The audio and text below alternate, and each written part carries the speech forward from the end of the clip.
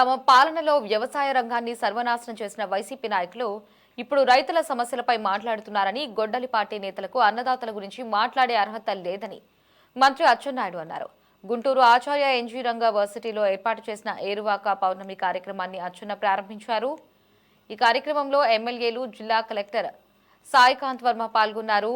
YCP హయాంలో వ్యవసాయానికి కనీస సహకారం లేదని మంత్రి అచ్చెన్న మండిపడ్డారు. గుంటూరు మిర్చి చైనాకి ఎగుమతి చేస్తే 3 కంటైనర్లు వెనక్కి వచ్చాయని, అధిక రసాయనాలు వాడడం వల్లనే ఆ సమస్య వచ్చిందని మంత్రి అన్నారు. విత్తనాల కంపెనీలకు కూడా బకాయిలు పెట్టారని మంత్రి అచ్చెన్నాయుడు తెలిపారు.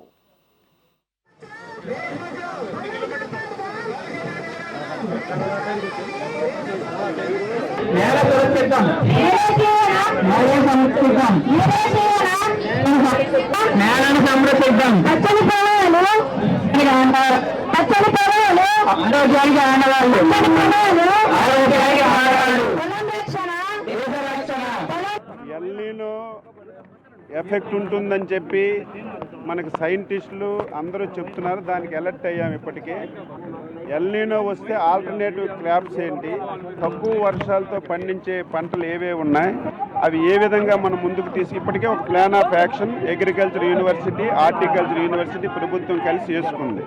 ఇంక ఇప్పుడే స్టార్ట్ అయ్యింది. ఫస్ట్ ఫేజ్లో మనం ఎర్లీ ఖరీఫ్కి వెళ్ళడానికి మనకు ఉన్న వాటర్ను వాడుకొని తక్కువ వాటర్తో ఏ పంటలు ఇవ్వాలనేది మొత్తం ఇప్పటికీ ఒక ప్రణాళిక వేసుకున్నాం. ఇప్పుడు మనకి ఇంక స్టార్ట్ అయ్యింది. ఇంకొక 5-10 రోజుల్లో 20 రోజుల్లో మనకు ఒక ఐడియా వస్తుంది. ఒకవేళ సైంటిస్టులు చెప్పినట్టుగా ఎల్నినో వస్తే ఆల్టర్నేటివ్ క్రాప్స్కి, ఆల్టర్నేటివ్ వ్యవసాయ విధానానికి కూడా ప్రభుత్వం సిద్ధంగా ఉంది. దానికి అవసరమైనటువంటి విత్తనాలు కానీ, ఏదైతే మనకి ప్రభుత్వం నుంచి అందించవలసినటువంటి సహాయం కూడా సిద్ధం పెట్టుకుని ఉన్నాం. దానికి కూడా సిద్ధంగా ఉంది. రైతులు మాత్రం ఈ సంవత్సరం మనకి సహకరించాలి. ఎందుకంటే ఎల్నినో వచ్చేటప్పుడు శాస్త్రవేత్తలు చెప్పిన విషయాలు, ప్రభుత్వం చెప్పిన విషయాలు రైతులు ఆచరిస్తే తప్ప తర్వాత మనకు నష్టం జరిగిందంటే చాలా ఇబ్బందులు పడతాం. కాబట్టి మేము అందుకే డోర్ స్టెప్కి వెళ్ళాం. మొన్న కూడా మీకు తెలుసు, రైతు ముంగటికి వెళ్ళి వారం రోజులు ఎల్నినో గురించి చెప్పాం, ప్రభుత్వం ఏం చేస్తుంది అవి చెప్పాం. ఈరోజు ఏపీ ఏఎంఎస్ యాప్ పెట్టాం, అది ఏ రకంగా వాడుకోవాలని చెప్పి దీనివల్ల రైతులకు కూడా ఇప్పుడు అవగాహన వస్తుంది. కాబట్టి సిద్ధపడ్డాం, అన్ని విధాలు ముందుకెళ్తాం. అసలు వాళ్ళకి సిగ్గు లజ్జ ఉంటే ఎవరు వెళ్ళరు. నా ఇంటికి నువ్వు రావద్దు అంటే నువ్వు వెళ్ళావంటే నిన్నేమనాలి? 5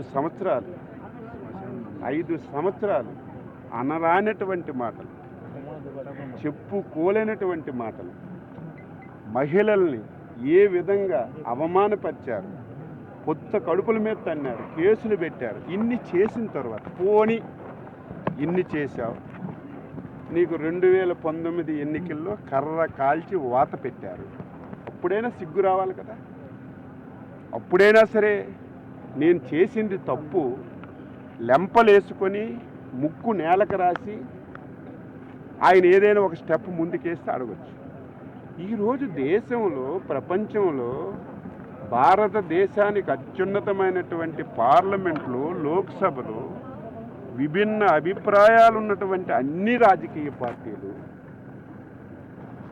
అమరావతి రాజధాని అని చెప్పి ముక్త కంఠంతో మద్దతు తెలిపి చట్టాన్ని చేసిన తర్వాత దుర్మార్గమైనటువంటి ఒక్క గొడ్డల పార్టీ సపోర్ట్ చేయలేదు.